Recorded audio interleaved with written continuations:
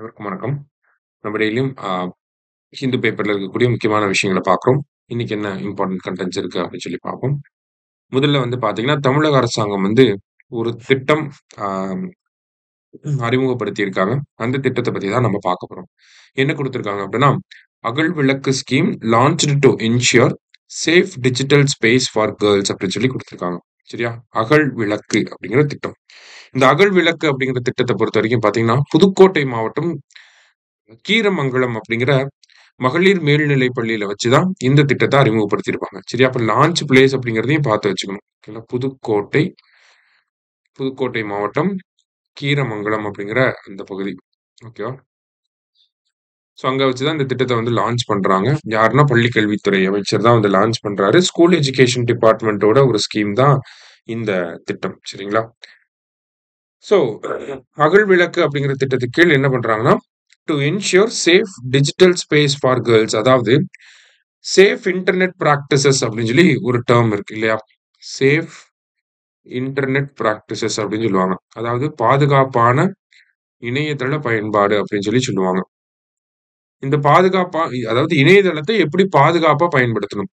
அது பெண் குழந்தைகள் எப்படி இணையதளத்த பாதுகாப்பா பயன்படுத்தணும் அப்படிங்கிறத பெண் குழந்தைகளுக்கு சொல்லிக் குடுக்கிறது தான் இந்த அகல் விளக்கு அப்படிங்கிற திட்டம். சிம்பிளா பார்த்தோம்னா. யாருக்கு சொல்லி தர போறாங்க? 9ஆம் வகுப்புல இருந்து 12ஆம் வகுப்பு வரைக்கும் படிக்கக்கூடிய கேர்ல்ஸ் ஸ்டூடண்ட்ஸ்க்கு இந்த ஒரு கல்வி இருக்க போகுது. ஓகேவா?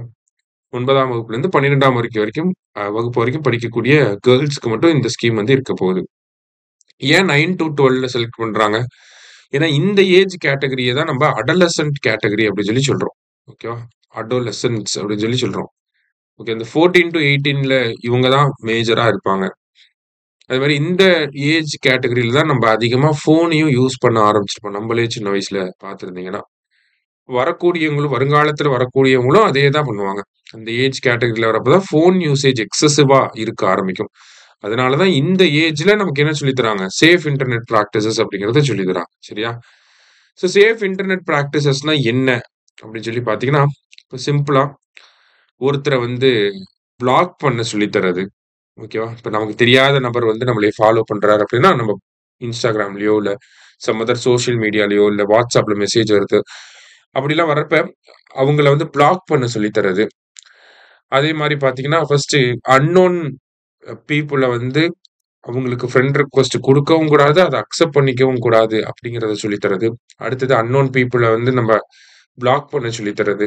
அடுத்தது ஸ்ட்ராங்கான பாஸ்வேர்ட் நம்ம அக்கவுண்ட்க்கு வைக்க சொல்லி தர்றது. அதே மாதிரி பார்த்தீங்கன்னா, நமக்கு வந்து இன்கேஸ் ஏதாவது ஆன்லைன் அப்யூஸ்லாம் நடக்குது அப்படின்னா, அத வந்து பேரன்ட்ஸ் கிட்டயோ, டீச்சர்ஸ் கிட்டயோ வந்து சொல்றதுக்கான அந்த கரேஜ கொண்டு வரது. வேற என்னலாம் இருக்கு அப்படின்னு சொல்லி பார்த்தீங்கன்னா, நமக்கு இங்க குடுத்துருக்காங்க. பிளாக்கிங், ஹராஸ்மென்ட், அத சைபர் புல்லிங்க ரிப்போர்ட் பண்றது, சைபர் கிரைம் ரிலேட்டடா கம்ப்ளைண்ட் குடுத்தறது, limiting daily mobile and internet usage. ஒரு நாளைக்கு இவ்வளோ நேரம் தான் மொபைல் யூஸ் பண்ணணும். இவ்வளோ எம்பி தான் இன்டர்நெட் யூஸ் பண்ணணும் அப்படின்னு சொல்லி அத லிமிட் பண்றது. அதே மாரி நம்ம செட்டிங்ஸ சேஞ்ச் பண்ணி ஸ்கிரீன்ஷாட் எடுக்க முடியாத அளவுக்கு பண்றது. இப்ப வீடியோ கால்லாம் பேசுவாங்க. ஸோ அப்பலாம் வந்து ஸ்கிரீன்ஷாட் எடுத்து அத மிஸ்யூஸ் பண்ணுவாங்க இல்லையா?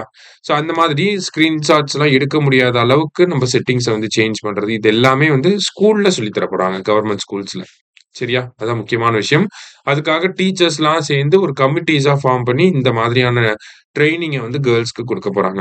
ஓகேவா? ஸோ கேர்ல்ஸ் ஸ்டூடண்ட்ஸோட சேஃப்டிய என்ஷூர் பண்றதுக்காக தமிழக அரசாங்கத்தால கொண்டு வரப்படக்கூடிய ஒரு முக்கியமான திட்டமா இது பார்க்கப்படுது. சரியா? அடுத்ததா வந்து பார்த்தீங்கன்னா, நமக்கு இன்கம் டாக்ஸ் பில் அப்படிங்கிறது லோக்சபா வந்து பாஸ் பண்ணியிருக்காங்க. சரியா? Income tax bill.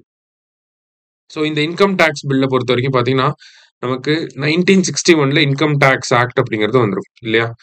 1961ல. இந்த ஆக்ட்ட ரீப்ளேஸ் பண்ணிட்டு இந்த இன்கம் டாக்ஸ் ஆக்ட் இப்ப புதுசா வரக்கூடிய சட்டம் வந்து இருக்க போகுது. சரிங்களா? என்னன்னா, அந்த பழைய சட்டம் வந்து ரொம்ப காம்ப்ளக்ஸா இருக்கக்கூடிய சட்டம். ஐடி ஆக்ட் 1961 அப்படிங்கிறது ரொம்ப ரொம்ப காம்ப்ளக்ஸா இருக்கக்கூடிய ஒரு சட்டம். லைக் அதுல வந்து பாத்தீங்கன்னா 5.12 லேக் வேர்ட்ஸ் இருக்கு. ஆனா புது சட்டத்துல 2.59 லேக் வேர்ட்ஸ் தான் இருக்கு அப்படின்னு சொல்லி சொல்லியிருக்காங்க. But still it is in lakhs right. அடுத்ததா பாத்தீங்க அப்படின்னா, நம்பர் ஆஃப் சாப்டர்ஸ் அப்படிங்கிறது 47ல இருந்து 23 கம்மியாயிருக்கு. அதே மாரி நம்பர் ஆஃப் செக்ஷன்ஸ் அப்படிங்கிறது 819ல இருந்து 536 கம்மியாயிருக்கு. ஜஸ்ட் ஸ்டாட்டிஸ்டிக்கலா குடுத்திருக்காங்க. நெறைய சேஞ்சஸ் வந்து பண்ணியிருக்காங்க. நெறைய வந்து கம்மி பண்ணியிருக்காங்க அப்படின்னு சொல்லி குடுத்துருக்காங்க. சரியா? ஸோ இது ஒரு முக்கியமான விஷயமா இருந்துச்சு. மத்தபடி பார்த்தீங்க அப்படின்னா, நமக்கு இந்த தமிழக அரசாங்கத்தோட அந்த திட்டம் தான் ரொம்ப முக்கியமான திட்டம் இந்த செய்தித்தாள்ல. அதனால அத நல்லா பார்த்து வச்சுக்கோங்க. சரியா? Thank you. Suresh IAS academy வெற்றியின் முகவரி.